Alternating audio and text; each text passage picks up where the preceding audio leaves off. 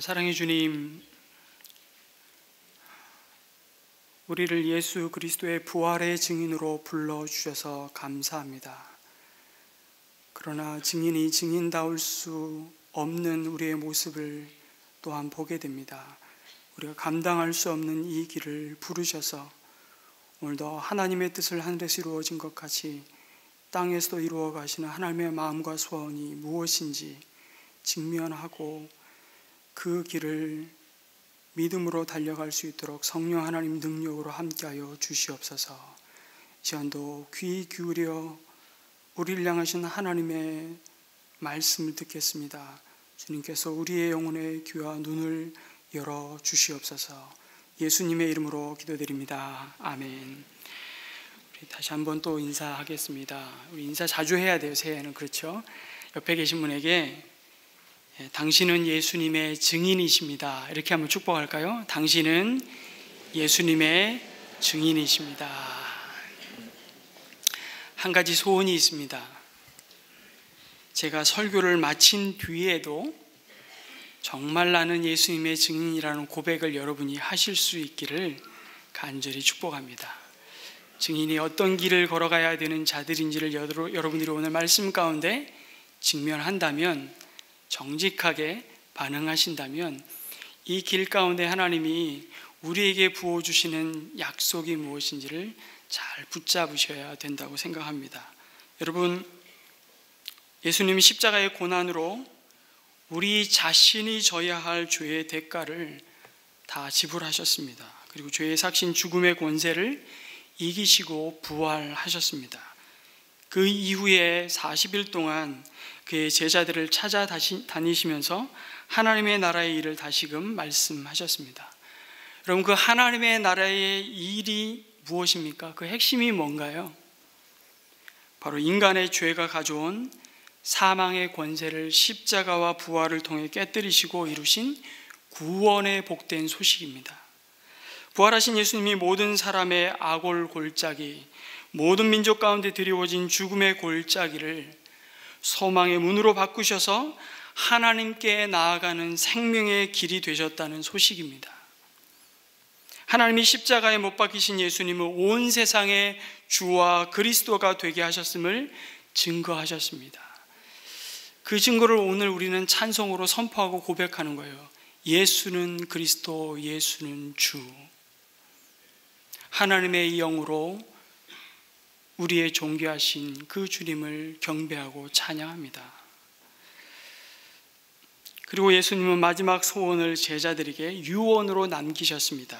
오늘 우리가 읽은 말씀입니다. 너희가 땅 끝까지 이르러 내 증인이 될 것이다. 이 얼마나 너희 영광스러운 부르심인지 모르겠습니다. 그러나 한편으론 이 부르심을 처음으로 받았던 제자들에게는 참 한없이 무겁고 두려운 부르심이기도 했을 겁니다. 이제 이 부르심은 예수님을 주와 그리스도로 따르는 제자와 따르는 척 했었던 무리들을 확연히 갈라 놓았습니다. 이미 예수님의 십자가를 저주스러움과 수치로 생각한 수많은 군중은 그에게서 발길을 돌이켰습니다.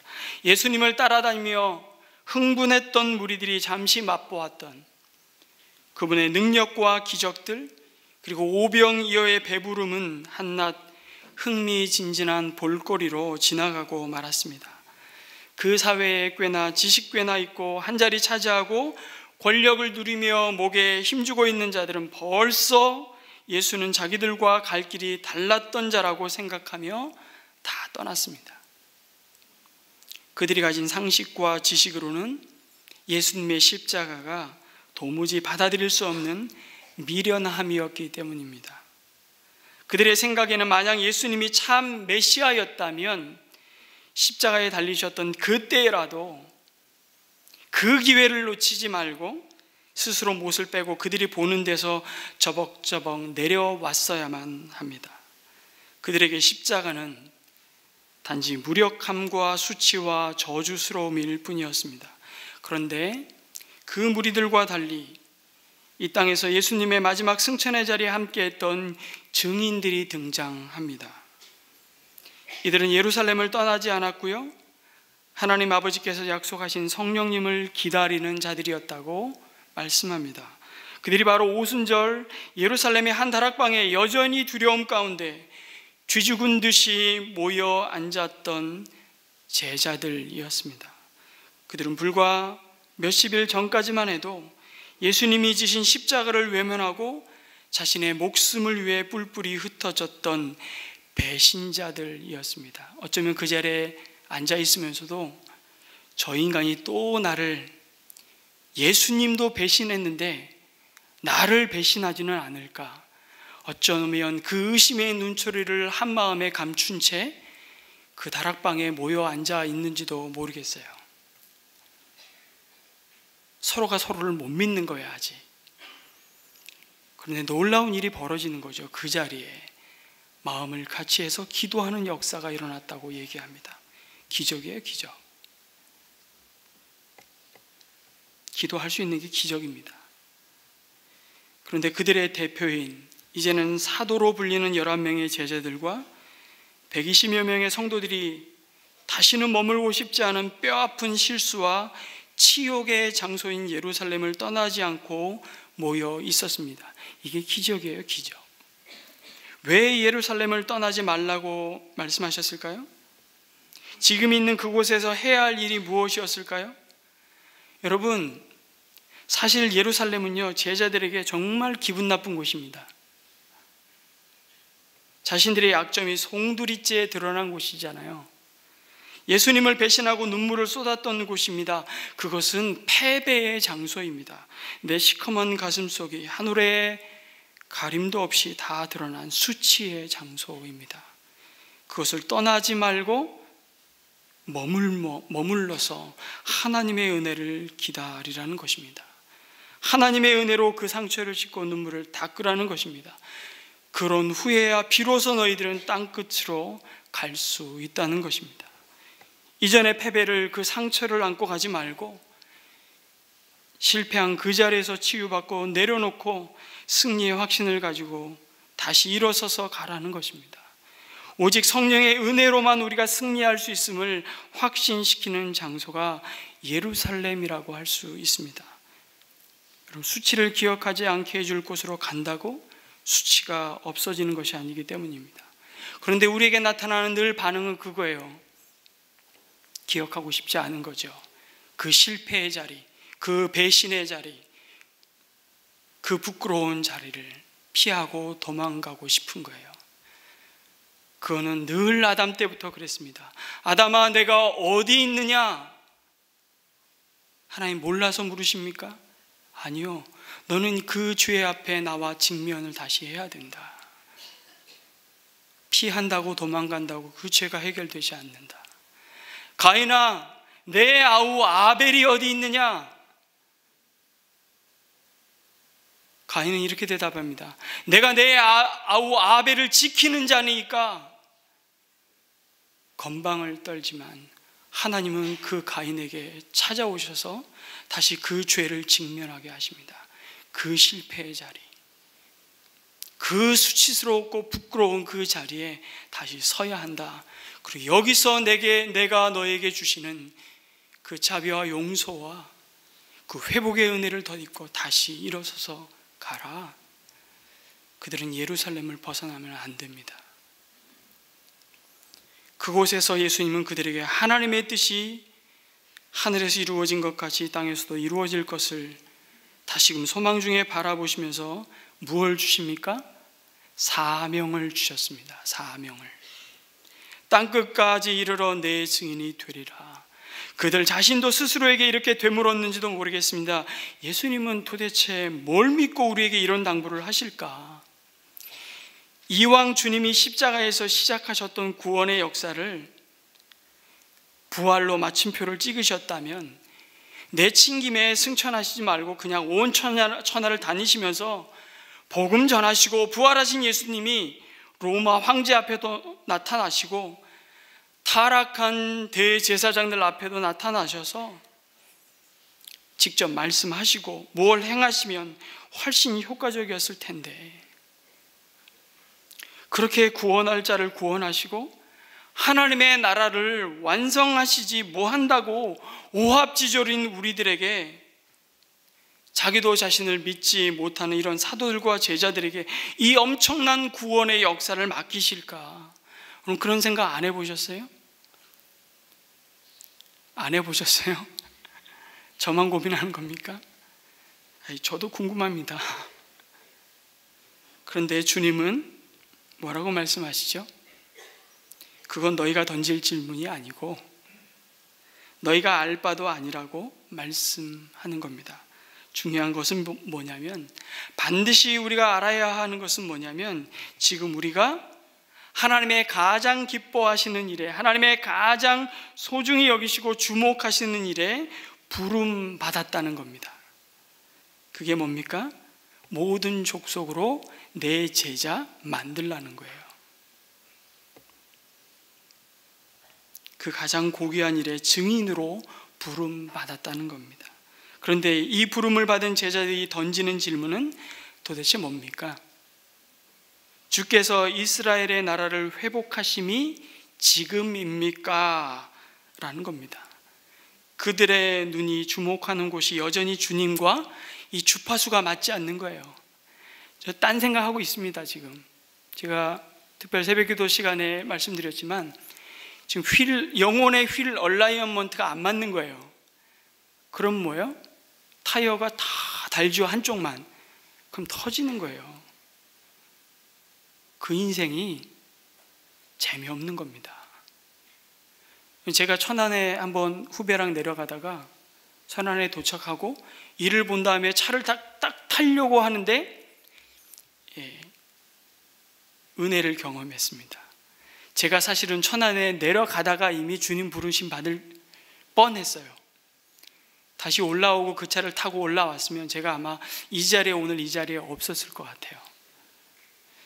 천안에 내려가서 차를 주차하고 일 보고 차를 다시 타려고 딱 보니까 타이어 한쪽이 다 마모가 돼서 철심이 나와 있는 거예요. 철심. 여러분, 타이어가 이렇게 그 고무 안쪽에 보면 철이 박혀 있는 거 아십니까? 철로 된 이 줄 같은 게 철심이 다 박혀 있어요. 근데 그게 벌써 이렇게 드러난 거예요. 이유가 뭡니까? 휠 얼라이먼트, 이 정렬이 안 돼가지고 바퀴가 한쪽만 계속 마찰을 받아서 닳아버린 거예요. 다른 쪽 바퀴는 멀쩡한데 모른 거죠. 그러다가 고속도로에서 과속으로 달리면 그냥 터지는 겁니다. 그럼 중심을 잃고 그 다음은 상상에 맡기겠습니다. 그거예요, 그거. 지금 제자들이 그 길을 계속 고집하고 가고 있는 거예요. 주님, 이스라엘의 나라가 회복될 때가 언제입니까?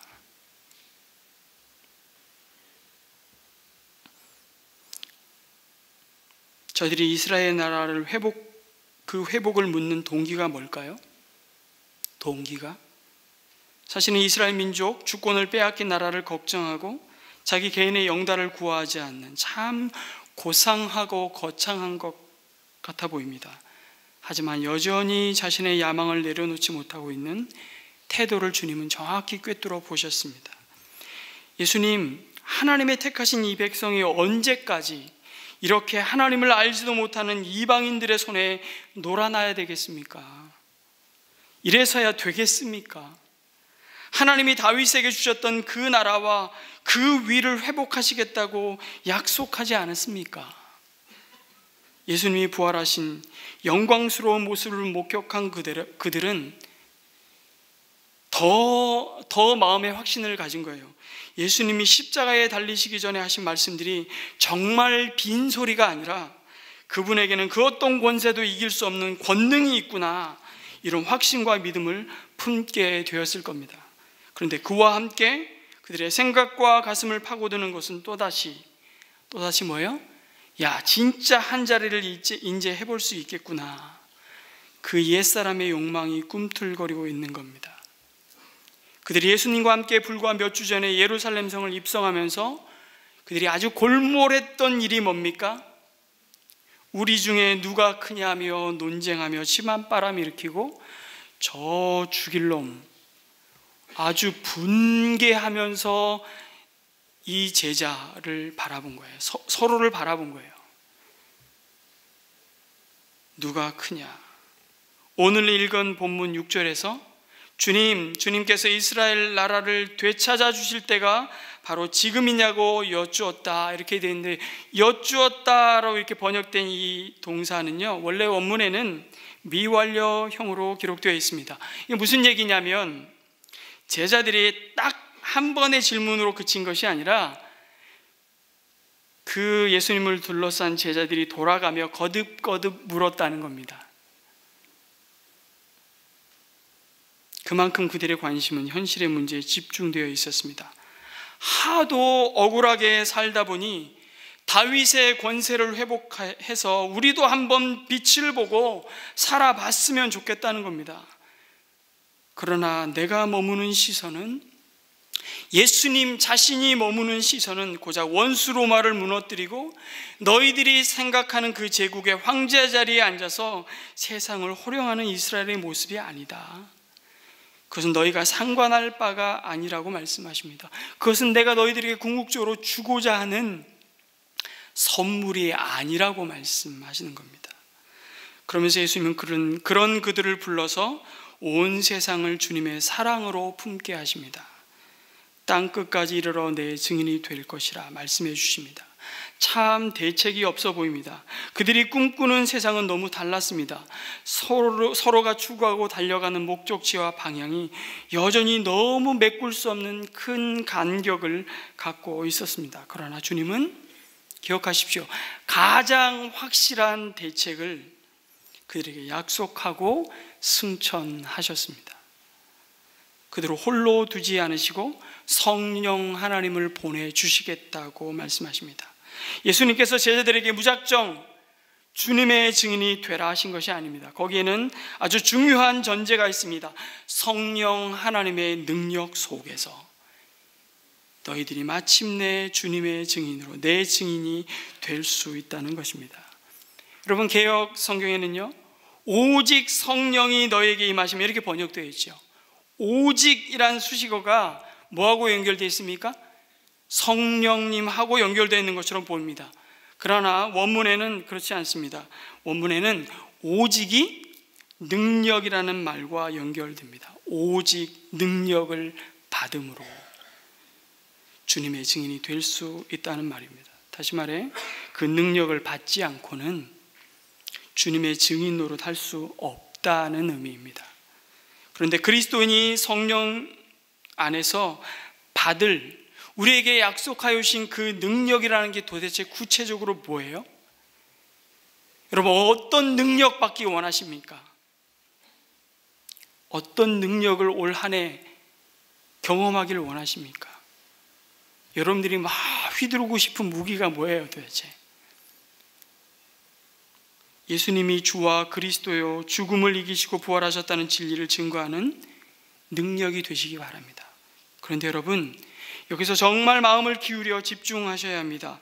예수님의 부활의 증거가 날마다 자기를 부인하고 자기 십자가를 지고 날마다 죽음으로 증거되는 능력이라는 겁니다. 베드로에게, 요한에게, 바울에게 성령의 임재를 허락하시고 방언을 하게 하시고, 2장에 방언을 하잖아요. 막 알아듣, 자기도 배우지 않은 방언을 말해요. 나도 무슨 말인지 모르고 남도 모르는 그런 방언 말고요. 제가 중국어 한 번도 배워본 적 한 번 있군요. 대학교 때 교양으로. 그런데 유창하게 중국어를 한다고 생각해 보세요. 지금 그런 일이 실제로 있었다고 예전에 한번 박 목사님 한번 친구분이신지 송도의 얘기를 한번 하시더라고요. 아내가 남편을 위해서 오랫동안 남편의 구원을 위해서 기도하는데 이 남편이 굉장히 엘리트예요. 그래서 아주 똑똑하신 분인데 대학 교수님이셨던 것 같아요. 제 기억으로는. 그러니까 씨알도 안 맥히는 거예요. 그런 같지도 않은 부활 얘기하지 말라고 그렇게 자기 아내를 핍박하는데, 어느 날은 학교를 퇴근해서 집에 딱 들어왔는데 아내가, 제가 정확히 기억인지 모르는데 중국어로 막 기도를 하고 있었다는 거예요. 중국어로. 근데 놀라운 사실은 뭐예요? 자기 아내는 중국어를 한 번도 배운 적이 없다는 겁니다. 근데 이분은 정확하게 그게 말이 되는 중국어라는 걸 아셨어요. 왜냐하면 제 결혼 그분이 중문과 교수였거든요. 이런 기적을 오늘도 하나님은 행하세요. 능력으로 행하세요. 믿으십니까? 아멘. 그런데 더 놀라운 건 제가 그 간증을 듣고 난 다음에 저는 이렇게 묵상을 했어요.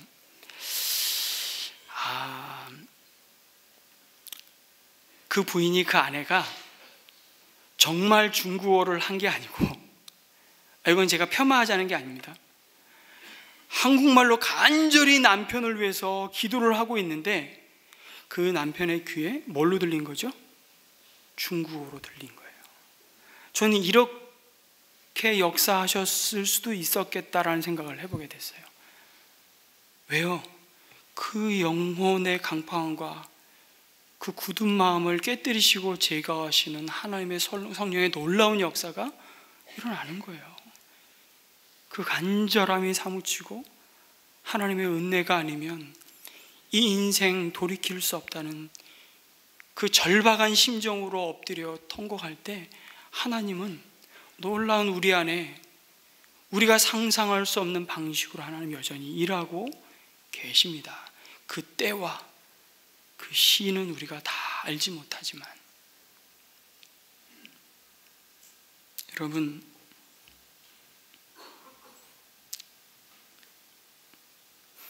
우리는 주님의 증인이 되기에 필요한 이 능력을 병을 고치고 귀신을 내쫓고 복음을 담대히 전하는 가시적인 외적인 능력으로 이해하는 경향이 아주 많습니다. 그래서 우리는 종종 얘기하잖아요. 더 좋은 대학 가서 그게 더 큰 하나님의 영광을 드러내는 일이야. 당신이 좋은 위치에 지위에 올라가서 더 큰 주님의 일을 할 수 있는 은혜가 있는 거야. 전혀 틀린 말 아닙니다. 정말 하나님께서 물질의 은혜를 부으셔서 하나님이 주신 공급하신 것 같고 더 큰 주의 일을 할 수 있어. 그런데요, 그것만 바라보면 여러분 실족합니다. 그것이 성령 하나님이 주님의 증인들에게 주시는 권능의 전부라고, 아니 다른 어떤 능력보다 중요한 것이라고 생각한다면 그분은 진짜 복음의 능력, 구원을 주는 십자가의 능력이 무엇인지 반쪽이 아니라 심각하게 모르는 분일 수 있습니다.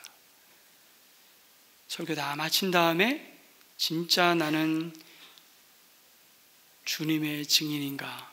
여러분 자신에게 질문을 던지셔야 됩니다.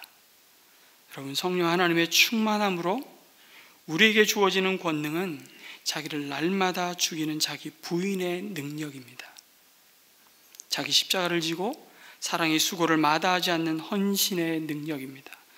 그것은 주님이 자기 사람들을 끝까지 사랑하셨던 그 사랑으로 원수까지도 끝까지 사랑하는 능력인 것입니다.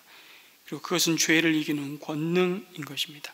지극히 자기중심적이고 지극히 이기적인 죄성을 이기는 능력인 것입니다.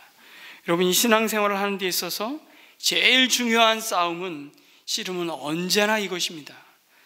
어디 가서 무엇을 하거나 무슨 일이 생겼을 때 악쓰고 소리치지 마시고 모든 일에 지고 양보하십시오. 억울함과 복수심과 경쟁 상대로서 이웃을 만나지 마시고 이웃을 주님의 마음을 품고 사랑할 대상으로 만나는 싸움, 이게 성령의 능력으로 우리에게 입히우신 증인으로서 증인 노릇 제대로 할 수 있도록 성령 하나님이 우리에게 행하시는 일입니다. 이게 능력이에요. 왜냐하면 이거는 자연인이 할 수 없는 일이기 때문에 그렇습니다. 내 힘으로 할 수 없어요. 악쓴다고 안 됩니다. 이것이 성령을 보내셔서 우리에게 능력을 주셔서 예수의 증인 노릇하게 하시는 목적입니다. 결국 우리의 싸움은 아주 종교성을 띤 원색적인 싸움을 하는 상황은 거의 없습니다. 우리 교회 파송 선교사인 꼬무두 선교사가 스리랑카에서 지금 심각한 핍박의 한가운데 놓여져 있습니다. 불교 승려 수십 명이 청년들을 대동하고 때로 몰려와서 오물을 투척하고 죽이겠다고 협박하고 심각하게 교회 성도들을 위협하는 이런 상황, 이런 싸움은 지금 우리 시대, 우리 사회 속에서는 쉽게 벌어지는 일이 아닙니다. 어쩌면 우리는 또 다른 싸움을 하고 있습니다. 사실은 내가 죽고 내 안에 그리스도가 사는 이 태도의 싸움입니다. 종되는 싸움입니다. 언제 어떻게 죽느냐의 싸움입니다. 우리는 우리의 예루살렘과 온 유대와 사마리아와 땅끝까지 흩어져 있는 우리 이웃을 경쟁과 원수로서 만나는 것이 아니라 그들을 그리스도의 사랑으로 만나는 싸움. 우리 스스로는 죽었다 깨어나도 그럴 실력을 가질 수 없기 때문에, 그래서 하나님은 우리에게 성령으로 말미암아 하나님의 사랑을 우리 마음에 부으셨다고 로마서에서 약속하십니다. 이웃 앞에서 여러분 원색적인 종교적인 싸움을 놓고서 증명하지 마시고 다른 모든 문제, 사소한 문제 앞에 다 양보하시고 져주십시오. 그렇게 하시라는 겁니다. 당신 예수 믿을 거야 안 믿을 거야 눈 크게 뜨고 싸우지 말고 사랑으로 양보하면 어느 날 다 마음이 녹아져서 압니다. 제가 장례 예배를 연초에 연말에 계속 저희 교회 성도들이 장례 예배를 진행하고 있습니다. 어저께도 장례 예배를 드렸는데요. 성령의 능력이 뭘까 묵상하다가 한 장례가 또 생각이 나더라고요. 저희 교회 성도님 중에 한 분, 지금 그분은 선교사로 나가 계십니다. 그 아버님이 돌아가셨어요. 근데 가정 전체가 천주교였습니다. 천주교 장례를 성당에서 이렇게 장례식을 하는데 부산에 있는 해운대에 아주 큰 성당이었습니다. 장례할 수 있도록 모든 공간이 마련되어 있는 곳이었는데, 감사하게도 그 이제 자녀들 중에 한 분이 저희 교회 성도였고, 그 남은 큰 형님은 이제 천주교 교인이었습니다. 그래서 예배를 드렸어요. 예배를 허락해 주셔서 천주교 성당 안에서 예배를 드렸습니다. 열심히 제가 하나님의 말씀을, 위로의 말씀을 전하고 있는데 주임 신부와 함께 도와서 사역을 하는 또 다른 신부 두 사람이 찾아와서 지금 예배가 드려지고 있는데, 잠시만요, 제가 예를 좀 갖추겠습니다. 좀 예를 갖춰도 되겠습니까? 예배를 중단시켜 버리는 거예요. 제가 너무 깜짝 놀랐습니다. 한 번도 경험해 보지 못한 경험을 한 거예요. 지금 우리 성도들과 이 이별에 대한 아픔을, 고통을 지금 가슴에 묻고 있는 유가족들을 위로하는 말씀을 전하는데 주임 신부가 잠깐만요, 내가 예를 갖추어도 되겠습니까? 이러고 도전해 오는 겁니다. 여러분 어떻게 했을까요? 그 순간에 이렇게 말하고 싶은 마음이 간절히 갑자기 강하게 들었어요. 신부님, 내가 미사 중에, 장례 미사 중에 잠깐만요, 제가 예를 갖출 테니 잠깐만 미사 중단해 주시겠습니까? 라고 요구하는 거와 똑같습니다. 너무 무례합니다. 예배 마친 다음에 예를 갖추시죠? 내가 이렇게 말할 뻔했어요. 제가 그때 그랬습니다. 네, 신부님 예를 갖추시죠. 그러니까 그 앞에 이렇게 절을 하더라고요. 절. 예, 천주교는 제사를 지내지 않습니까? 그걸 예라고, 우리 민족의 예라고 생각하기 때문에.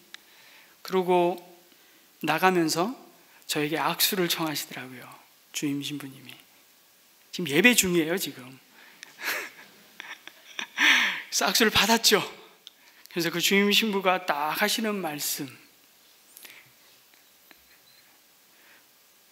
우리는 큰 집, 그쪽은 작은 집이니까 이해해 주세요. 예. 이건 무슨 말인지 못 알아들으세요?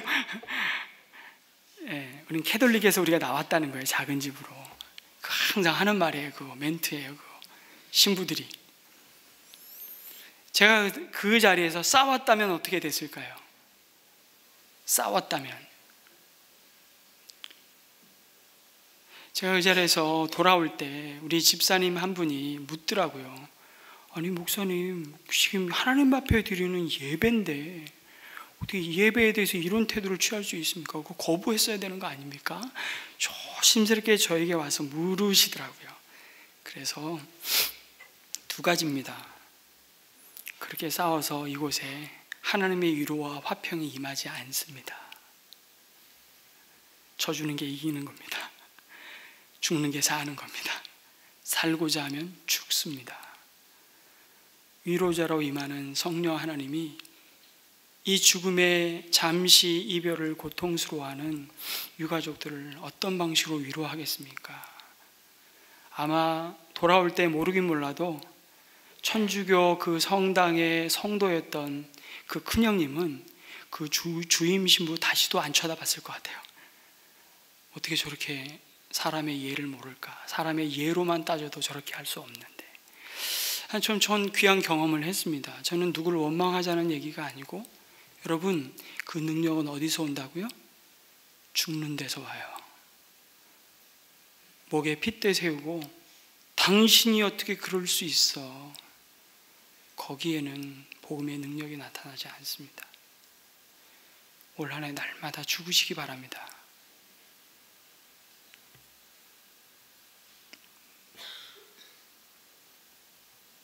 여러분 마음에 있는 그리스도를 발견하게 해야 합니다. 여러분 사도행전이라 붙여진 이름이 그것을 말하고 있습니다. 사도행전이라는 책 제목이 프락시스 아포스톨론이라는 헬라어로 되어 있는데 이 말을 우리말로 직역한 것입니다.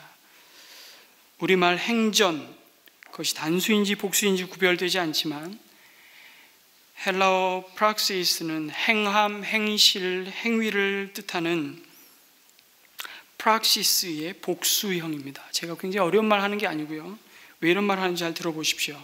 그래서 영어 성경은요, 이 단어를 행동을 의미하는 단수형 act가 아니라 act로 정확하게 번역하고 있습니다. 복음의 능력이란 일시적인 감정에 따라 한 번 주님을 좇아 행동, 액트하는 것으로 그치는 것이 아니라 성령의 날마다 주시는 능력을 따라 날마다 증인의 삶이란 일상의 삶이 주님을 좇는 죽는 액트, 행동들이 반복되고 또 실패하지만 다시 일어나서 그 행동을 반복하고 주님이 가신 그 길을 나도 가겠다고 또 결단하고 믿음의 길을 가는 거예요. 그걸 지속하는 겁니다. 그때 우리 삶은 예수 그리스도를 진짜 온전히 비추는 생명의 화면이 될 것입니다. 화질 나쁜 사람 되지 마십시오. 화질 좋은 사람 되려면 죽으십시오. 이 세상을 새롭게 하는 진정한 사도행전이 그때에 비로소 될 수 있습니다. 이 교회가 진정 교회다운 교회가 되느냐의 여부는 전적으로 우리 자신의 태도와 삶에 달려 있습니다. 우리 자신을 주님 안에서 성령의 능력으로 한번 해보지 이러고 한번 하고 깨갱 아이고 내가 이러다 죽지 이러고 끝나는 인생 아니라 그 길을 계속 걸어갈 수 있도록 성령 하나님 우리를 도우시고 그 삶을 일구어 갈 때 이 교회는 하나님이 그토록 소원하시고 기뻐하시는 복된 복음의 증인, 부활의 증인의 공동체가 될 것입니다. 이것이 우리 안에 계신 성령 하나님이 주시는 참된 능력입니다. 이 능력이 영혼을 변화시키고 세상을 치유하고 죽음을 가져오는 모든 어둠을 쫓아내는 생명의 역사를 비로소 가능케 합니다. 이것이 내가 죽고 그리스도가 사는 복음의 능력, 십자가의 능력입니다.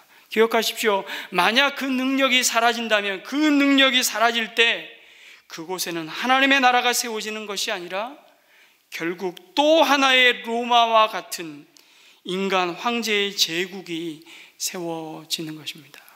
여러분의 가정을, 여러분의 일터를 제국으로 빚어 가시겠습니까? 아니면 하나님이 의와 평강과 희락으로 오늘도 성령 안에서 세워가시는 하나님의 나라로 빚어 가시겠습니까? 그건 여러분의 태도에 달렸습니다. 하나님이 그렇게 거기에 전부를 거셨어요. 그런데 그거 너 혼자 힘으로 하지 말고 내가 함께 할게. 내가 너 도와줄게. 그래서 성령께 지혜를 구하고 성령 하나님을 의지하고 신뢰하고 성령 하나님을 구하라는 거예요. 성령의 충만함을. 하나님, 내 좀 형편 펴주시면 내가 주의 일을 할게요. 이 문제 해결해 주시면 내가 이제 정말 주님의 일을 하겠습니다. 너희는 먼저 그의 나라와 의를 구하라. 그리하면 이 모든 것을 너희에게 더하시리라. 이거 거꾸로 하지 마시기 바랍니다. 돈이 있어서 섬기는 게 아니라 돈이 없을 때 섬기는 거고요. 건강할 때 주의 일을 하는 것이 아니라 건강하지 못하더라도 그때 주의 일을 하는 겁니다. 왜요? 약할 때 강함 되시는 주님이 그때 비로소 기적같이 하나님의 능력으로 증거되고 나타나기 때문에 그렇습니다. 힘이 있어서 일한다고요? 돈이 있어서 일한다고요?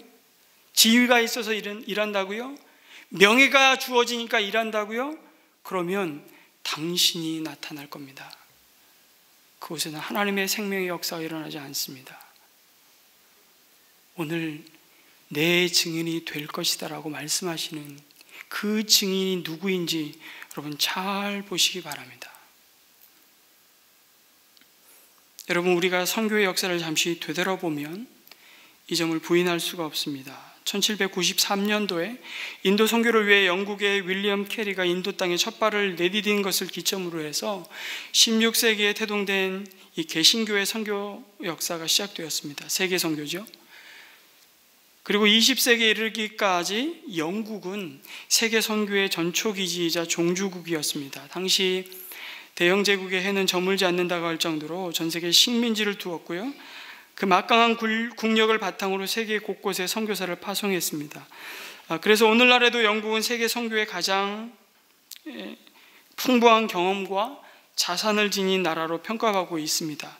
그런데 영국 선교단체들이 지난 2세기 동안 그들이 범한 잘못을 자성하는 목소리가 있습니다. 그들이 범한 가장 큰 잘못은 자격과 자질을 갖추지 못한 선교사를 너무 많이 파송한 것이었습니다. 특히 영국 경제가 어려울 때일수록 각 선교 기관에는 지원자들이 넘쳤다고 합니다. 오히려 선교가 위축되고 선교사를 파송하기가 어려웠을 것 같은데 오히려 그 반대 현상이 나타났다는 겁니다. 선교사가 되면 생활비에 자녀 교육비까지 걱정할 필요가 없었고요. 또 선교지는 대부분 영국 식민지였기 때문에 영국인 거류 지역에서 영국식 생활을 누리는데 불편이 전혀 없었기 때문이었습니다.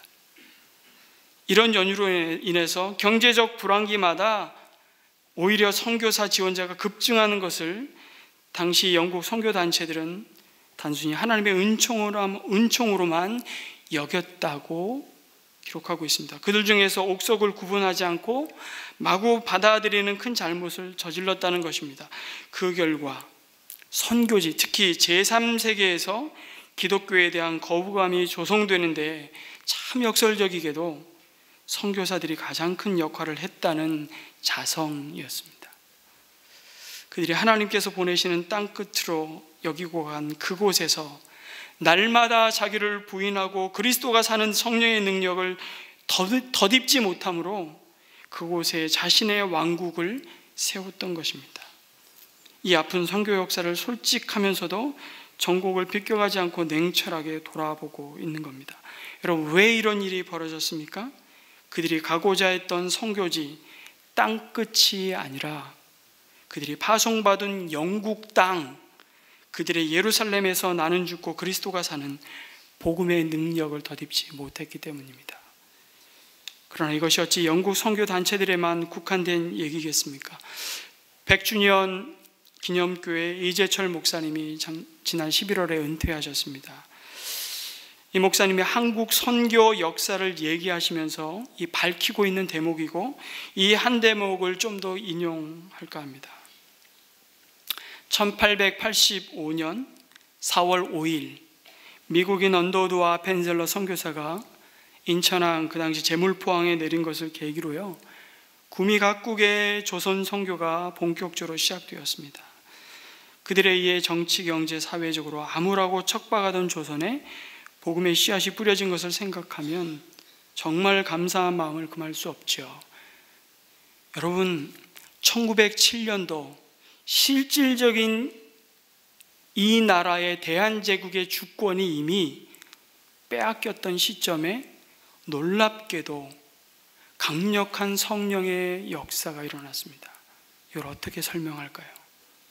가장 불행하고 가장 어두운 그 조국의 한 치 앞도 내다볼 수 없는 1907년, 이미 실질적인 모든 주권이 빼앗겼던 그때에 하나님 놀랍게도 이 민족 가운데 하늘을 봐, 하나님의 나라가 영광스럽게 의와 평강과 희락 가운데 임하는 그 은혜를 이 민족이 누리게 하셨습니다.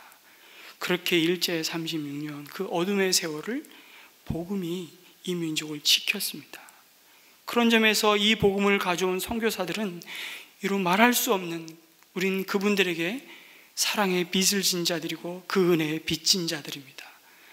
조금이라도 우리가 그 빚을 갚기 위해 우리가 매년 단기 봉사도 나가고 우리 선교사님을 다음 주에 또 파송합니다. 예루살렘으로 다음 주 우리 유미경 전사님, 선교사님을 파송합니다. 너무 귀하고 값진 일입니다. 그런데요,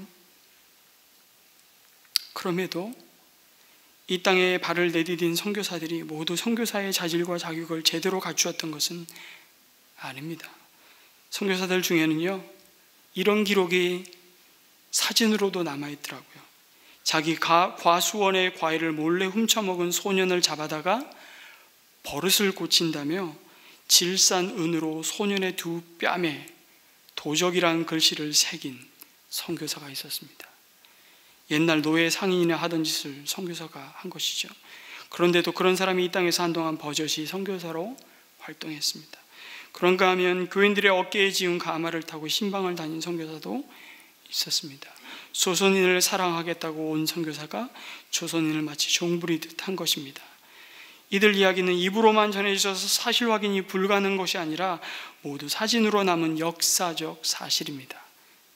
아프지만 물론 1885년 이래 이 땅을 거쳐간 선교사들 가운데 자신의 온몸을 던져 주님의 사랑과 뜻을 실천한 선교사들이 적지 않았습니다. 여러분 잘 기억하시는 서서평 선교사님. 그러나 사질과 자격을 갖추지 못한 선교사들 역시 부지기수였음을 누구도 부정할 수 없습니다. 그들이 놓치지 말았어야 할 그 자질과 자격이 뭡니까? 그것은 그들 스스로가 가질 수 있는 것이 아니라 오직 성령 하나님이 부어주시는 권능을 덧입는 것이었습니다. 그 권능은 여러분 천지개벽시키는 권능이 아닙니다. 그 권능은 다스리고 부리는 권능이 아닙니다. 그 능력은 종처럼, 아니 종이 되어 제자들의 발을 씻기는 능력인 것입니다.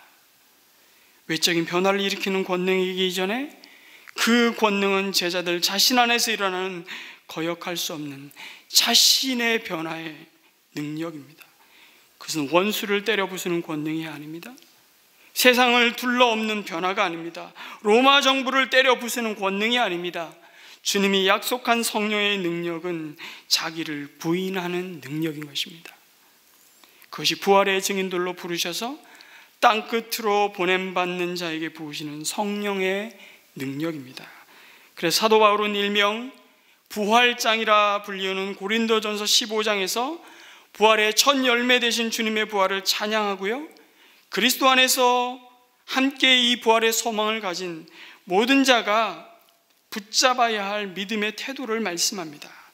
그게 15장 29절입니다. 고린도전서 15장 29절. 잘 들어보십시오. 만일 죽은 자들이 도무지 다시 살아나지 못하면 죽은 자들을 위하여 세례를 받는 자들이 무엇을 하겠느냐? 어찌하여 그들을 위하여 세례를 받느냐? 또 어찌하여 우리가 언제나 위협을 무릅쓰리요?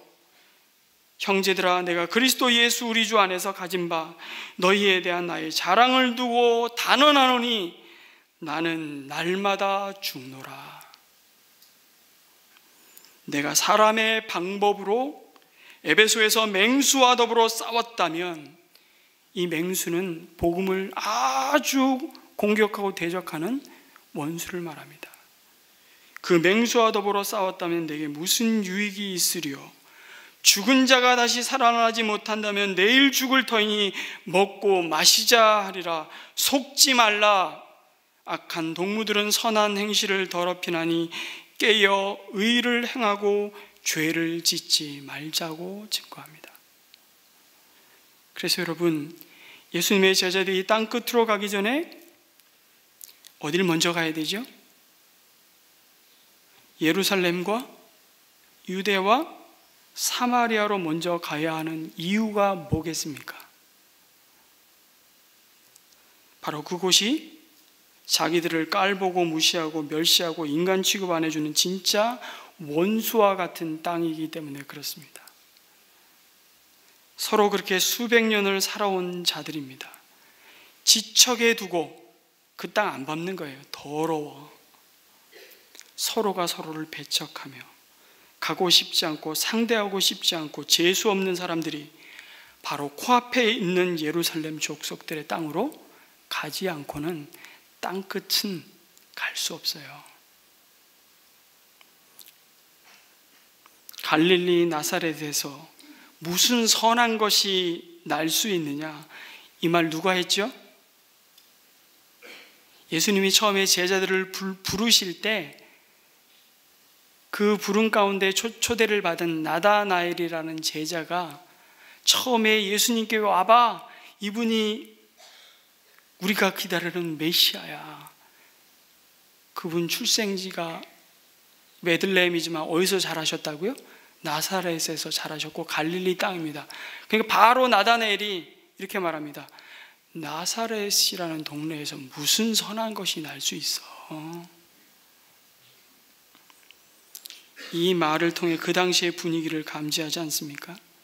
그런데 예수님이 승천하시고 흰 옷 입은 두 천사가 우리는 어떡하라고요? 하늘을 쳐다보며 멍 때리고 있는 제자들에게 말하지 않습니까? 뭐라고요? 갈릴리 사람들아, 갈릴리 사람들아. 한 번도 제자들 이렇게 뚜렷하게 그 출신을 명시해서 말한 적이 없어요. 여기서 처음 나와요. 갈릴리 사람들아. 아니, 이왕이면 좀 존귀한 호칭을 써줘야지. 이 초장부터 김 빼는 말을 합니까? 그런데 그게 너희의 현실이야. 그런데 너희들이 그 편협하고 가슴에 서린 무시당하고 없는 취급받았던 그 마음의 한을 가지고 복음의 증인 노릇하지 말고 이제 성령의 능력을 입혀올 때까지 기다리라는 것입니다. 그리고 진짜 내가 받은 서름대로 내가 갚아주겠다는 마음이 아니라 내가 받은 십자가의 사랑과 용서와 섬김의 종으로 나아가는 겁니다. 죽으러 가는 겁니다. 그게 증인의 본래 의미입니다. 여러분, 증인을 헬라어로 마르투스라고 하는데요, 순교자를 뜻하는 영어 마터는 여기서 파생된 단어입니다. 다시 말씀드립니다. 증인은 누구라고요? 순교자라고요. 주님의 제자들은 대부분 마터, 순교자로 생애를 마감했습니다. 들은 것이 분명하고 본 것이 너무도 확실했기에 죽음의 위협 앞에서도 자신이 알고 있는 것을 저버리고 위증할 수가 없었기 때문입니다. 그래서 마터, 순교자가 될지언정 마르투스, 증인임을 포기하지 않은 것입니다. 그래서 성령의 능력은 비겁한 제자, 도망간 제자, 형편없는 제자를 변화시켜서 자기를 부인하고 섬김과 종이 되게 하시고 그것을 통해 십자가 부활의 증인이 되게 하는 권능인 것입니다. 하나님께서는요, 우리가 기도할 때 그래서 무엇보다 성령님을 구하는 것을 기뻐하십니다. 왜 그렇습니까? 그래야 능력 있게 증인 노릇 할 수 있기 때문입니다. 우리가 성령 충만하지 않으면 자기 소견에 옳은 대로 행하기 때문입니다. 거기에는 남들에 대한 원망이 생기기 시작합니다. 자기 소견과 맞지 않는 사람들이 눈에 가시로 들어오기 시작합니다.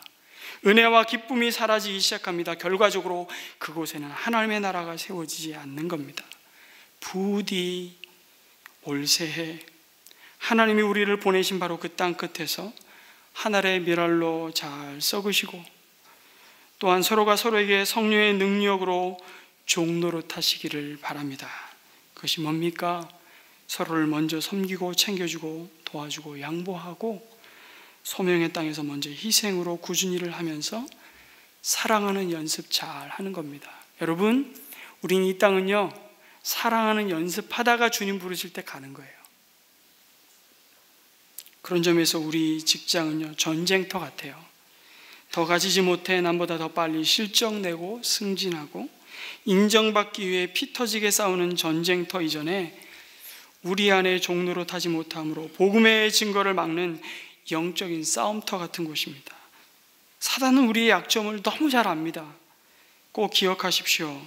성령이 우리를 증인으로 부르셔서 우리를 만나 주셨던 주님을 드러내는 능력은 내가 죽는 것입니다. 그럴 때 땅끝의 사람들은 비로소 복음의 진수를 맛보게 될 것입니다.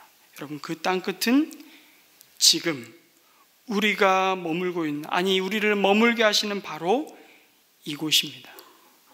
우리를 보내신 그 일터에서 잃어버린 한 생명을 구원하기 위해서 나 자신을 내어주고 부인하고 자기 삶의 현장에서 지금 헌신의 삶을 살고 있는 그 사람이 참된 주님의 증인이요 땅끝의 선교사입니다. 자기 눈앞에 있는 사람을 위해 헌신할 수 있는 사람만이 지구 반대편에서도 주님의 증인으로 설 수 있을 겁니다. 삶과 선교는 결코 분리되지 않기 때문입니다. 자, 언제 어디서나 선교의 삶이 일체를 이룰 때 우린 진정한 주님의 증인, 성령 하나님의 능력을 받든 땅끝의 증인이 될 것입니다. 이런 예수님의 증인의 삶을 통해 죽음이 물러가고 하늘의 기쁨과 생명을 열매 맺는 또 한 주간이 되시기를 주님의 이름으로 축복합니다. 아멘. 우리 자리에서 일어나셔서 우리 결단의 찬양을 말씀을 기억하며 이렇게 고백하며 드렸으면 좋겠습니다. 주께서 주신 동산에 땀 흘리며 씨를 뿌리며 내 모든 삶을 주께 드리리.